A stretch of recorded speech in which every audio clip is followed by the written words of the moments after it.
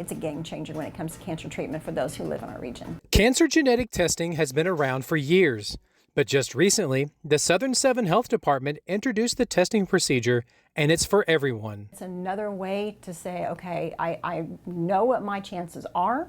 I can determine my own risks through this and get the treatment that's best for me. Shauna Rhines is the Community Outreach Coordinator for the Southern 7 Health Department, and she tells me why it's important to bring this test to the area. We live in a health desert. That means there are times when people in Southern Illinois have to travel miles away to places like St. Louis or Evansville, Indiana, for example, to get the advanced care they need. So what that means for people in our region who are dealing with a cancer diagnosis, oftentimes that diagnosis comes later in life.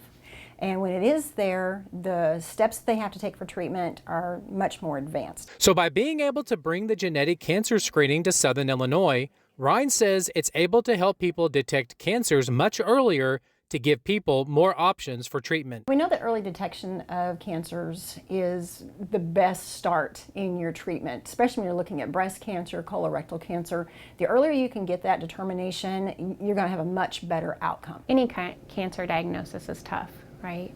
And so our goal is to help educate the patients that know that this test is available. Jen Novak is a genetic regional manager, and she says the screening can detect mutations for colon, breast, gastric, uterine, melanoma, prostate, ovarian, and pancreatic cancers. We want to make sure that we're screening and diagnosing these patients sooner, because once we know this information, we know how to adequately screen them based on societal guidelines. And Ryan wants people to know this test isn't going to diagnose cancer.